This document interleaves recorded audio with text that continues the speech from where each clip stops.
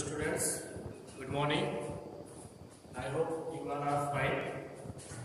So today we study a lesson for the student of class 10 from the first flight book. It is a poem number 3, A Tiger in the Zoo, and written by Leslie Norris. So before proceeding the chapter, we know about the poem A Tiger in the Zoo. In this poem, poet Leslie Norris compares a tiger that is kept in the zoo to a tiger that is lived in the wild areas. It means you can say that it lives in the forest. So in this lesson, we read the stanzas and we explain the word meanings, and after that we read the rhyming scheme, poetic device used in this chapter. So we read the first stanza. We look he stalks in his vivid steps, the few steps of his case, on pads of velvet white in his white dress. Here the first word he is given here. What is he? He refers to the tiger. He stalks in his vivid state. Stalks is follows. Stalks means follows. Vivid. Vivid means having deep, bright colors. Strips means lines. It means here the tiger follows with his bright colored lines that you can see on the tiger's back with the orange or black colors. The strips is made with the colors of orange and black. So the few steps of his case on pads of velvet white. Pads, what is the meaning of pad? Pad is a paws of a tiger. Velvet, makhmal, you can say it is a very soft.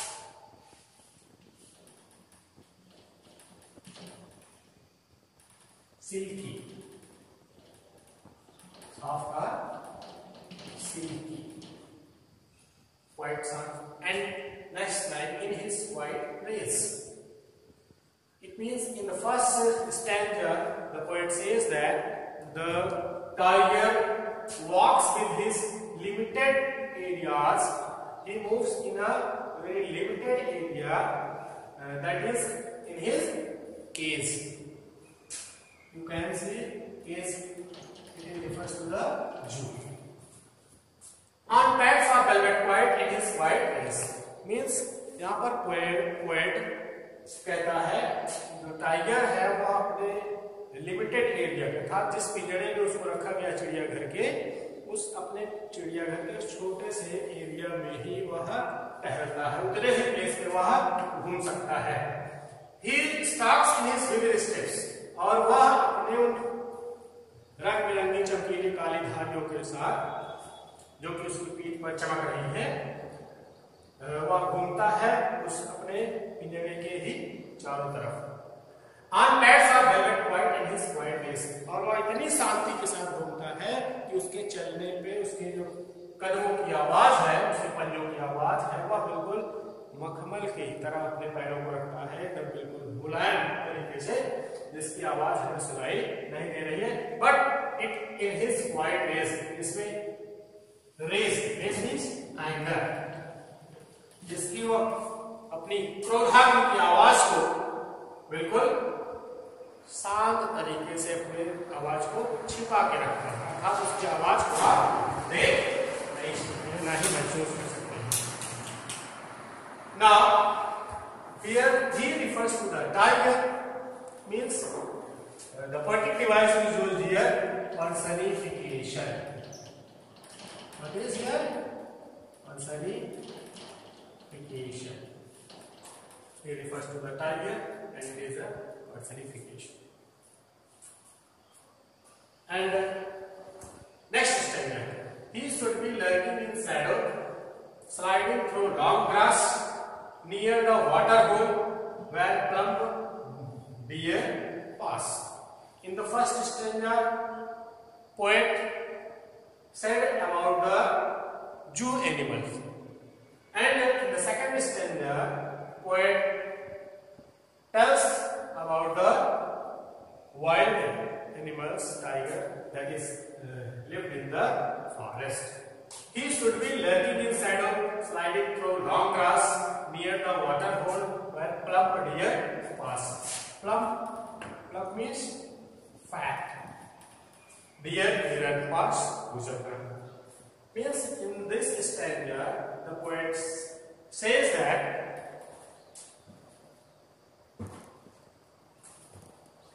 lurking. What is the meaning of lurking? Lurking means remaining hidden. Remaining hidden, so as to wait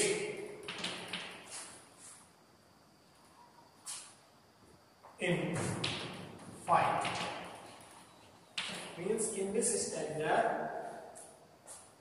the poet says that the tiger should be hidden in shadow, sliding through long grass. Means इस stanza में poet बताते हैं कि tiger अपने wild areas में लंबी लंबी घासों के बीच छिप करके किस प्रकार शिकार करता है. He should be lurking in shadow, sliding through the long grass. वो अपनी झाड़ियों में लंबी घासों के बीच छिपा रहता है और धीरे धीरे अपने शिकार की ओर बढ़ता है. That is near the water hole. और जहां की वो लंबी घासें कहाँ होती हैं? Near the water hole where plump deer pass. जहां पे पानी का उपयुक्त साधन होता है, तालाब वगैरह होते हैं. Where plump deer pass, जहां की मोटे ताजे हिरन पानी पीने के लिए आते हैं और वह टाइगर आसानी के साथ उनको अपना शिकार कर लेता है, उनको अपना शिकार बना लेता है. In this stanza, he also refers to the tiger. This is when poetic device is used here. Also personification. Now,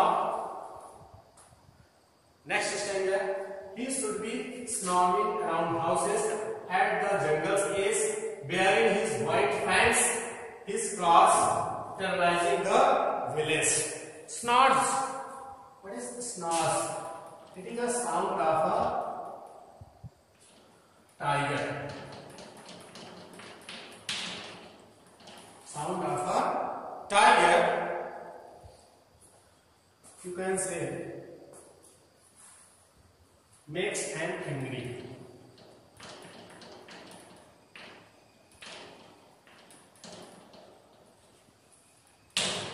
Makes an angry.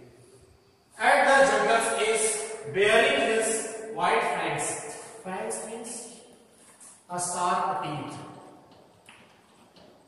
Fangs means a sharp teeth. His claws, paws, terrorizing the village. In this stanza, the poet says that the tiger lives in the corner of the forest where the small houses are made by the peoples, and he roars with the angry sounds, and he shows his sharp teeth, and he shows his claws, terrorizing the village. इस standard में point ने बताया tiger होता है जंगल के किनारे बसे जो घर होते हैं वहां पर वह जाता है और अपनी जोरदार भयानक आवाज से लोगों को डराता है, अपने चमकीले सफेद दांतों को दिखा करके डराता है, अपने पंजों को दिखा के डराता है। सो in this stanza the poet says that the tiger terrors the villagers. The next stanza, but he locked in a concrete cell, his strength behind was stalking the length of his case, ignoring visitors. In the next stanza the poet tells about the Jew tiger. इस stanza में poet zoo tiger के बारे में बताता है। But he locked in a concrete cell, यहाँ पर जो टाइगर है जू के अंदर, चिड़ियाघर के अंदर जो टाइगर है वह एक पिंजरे के अंदर रखा गया है। And this is made by a concrete cell. Concrete you can say it is a mixture of building material, cement, stones, etc.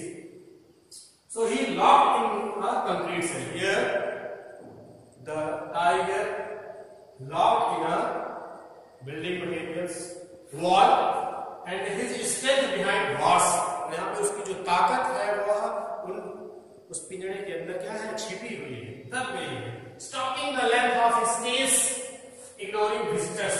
और यहाँ पर जो विजिटर्स आते हैं, विजिटर्स उसे देखने के लिए चिड़ियाघर में जैसे हम लोग देखने के लिए जाते हैं, तो जो भी विजिटर्स ऐसे चिड़ियाघर में टाइगर्स को देखने के लिए आते हैं, he is stalking the length of his cage. वह अपने इस चिड़ियाघर का ही पीछा करता अर्थात अपने उस पिंजरे में ही घूमता है, ignoring the visitors. किसी भी विजिटर्स को डराने की चाहत नहीं है उसमें। वो अपनी सारी ताकत को भूल गया है, छिपा दिया है, क्योंकि वहां पर उसको ताकत उन विजिटर्स के आगे नहीं देख सकती। अर्थात वहां अपनी वो ताकत दिखाएगा, अपने दांतों को दिखाएगा, अपने पंजों को दिखाएगा, तो वहां पर विजिटर्स डरेंगे नहीं। सो he locked in a concrete cell, his strength behind bars, stalking the length of his case, ignoring the visitors. Now you have learned about the fourth stanza. But he locked in a concrete cell, his strength behind bars, stalking the length of his case, ignoring the visitors. अर्थात जब tiger जू में रहता है और अपने उस चिड़ियाघर के कंक्रीट सेल में बंद रहता है, तो अपने स्ट्रेंथ को भी जो है उसके अंदर कैद कर दिया जाता है, उसकी ताकत भी उस कंक्रीट सेल के अंदर बंद हो जाती है। And he ignores the visitors, और वह आने जाने वाले जो पर्यटक होते हैं, जो देखने वाले दर्शक होते हैं, उनको वह इग्नोर कर देता है।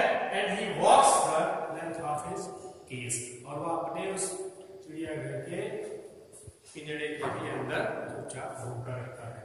Now next stanza, he hears the last voice at night, the patrolling cars, and stares with his brilliant eyes and the brilliant stars. इस स्टैंजा में आपने देखा,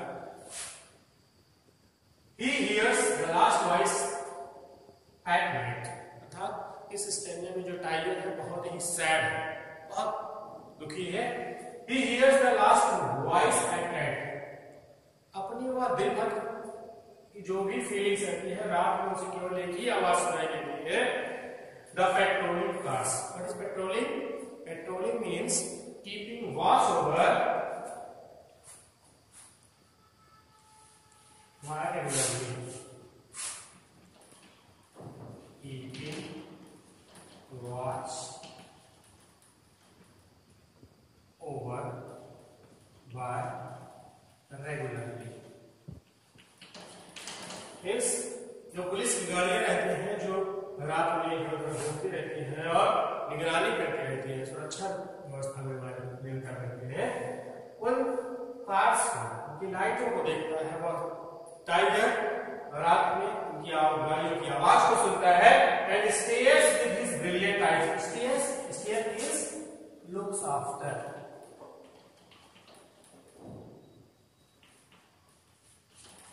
And he looks after with his brilliant eyes, और वो अपनी उस चमकती हुई आंखों से देखता है the brilliant stars, केवल और केवल उन गाड़ियों की आवाज को सुनता है और अपनी आंखों को आसमान की ओर करके आसमान देखता है, and the brilliant stars, और आसमान में निकले हुए चमकीले तारों को देखता है अपनी चमकीली आंखों से.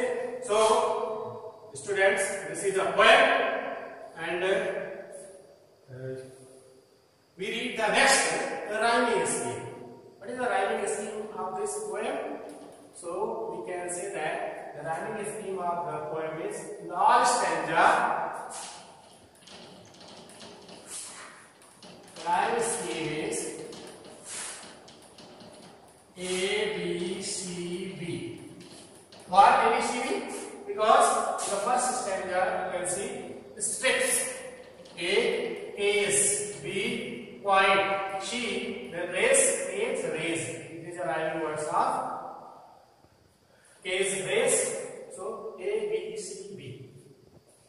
Rhyming scheme is C B. The next stanza, shadow, grass, roll, pass. A B C B. Grass. Rhyming scheme is, rhyming word is pass. And then the third stanza, houses, is, flowers, village. A B C B. The next stanza, A B C B. Here bars and visitors. The next stanza, night A, cars B, eyes sheep, stars, parts stars. So you can say in all the rhyming scheme is A B C B. Now the poetic device. So here he refers to the tiger. So the poetic device is used personification. And the next rhyming next poetic device, enjambment. Enjambment means same sentence runs.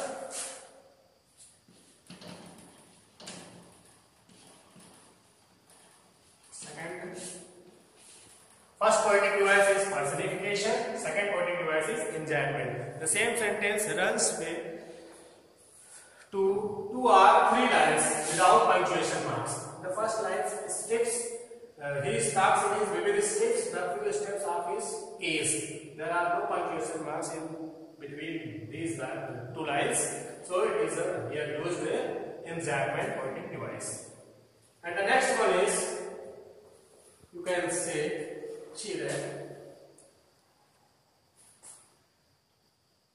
sliding through the long grass near the water hole, well plucked deer pass. Here are three lines and there is no punctuation marks, so it is also enjambment poetic device is used. Next one is, in the first line, third stanza, he should build snarling around houses and the jungle's case. There are two lines, there is no punctuation mark, so you can say here enjambment poetic device is used. And the next, stopping the length of his case, ignoring visitors. It is also enjambment.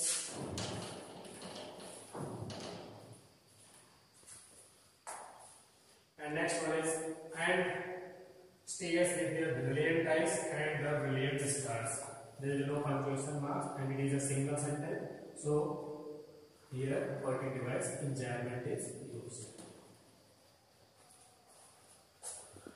Next poetic device is used here in the consonants. He stops in his vivid steps. Here yes, yes, yes, yes. It is a repetition of consonant sound. So it is a as consonants. It is consonants poetic device is used. Next one is his white fangs, his claws. His fangs, his claws. Yes, yes, yes, yes. Here it is also, you can say, consonants. Next one is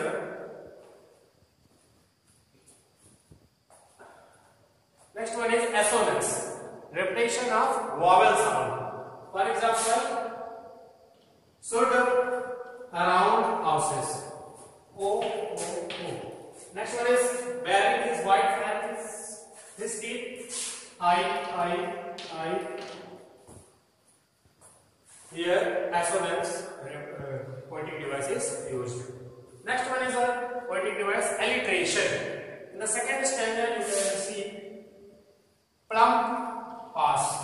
If the repetition of first consonant letter is used in the same line, then their alliteration is used in the standard. Plump, near, pass. So P. Here is the alliteration.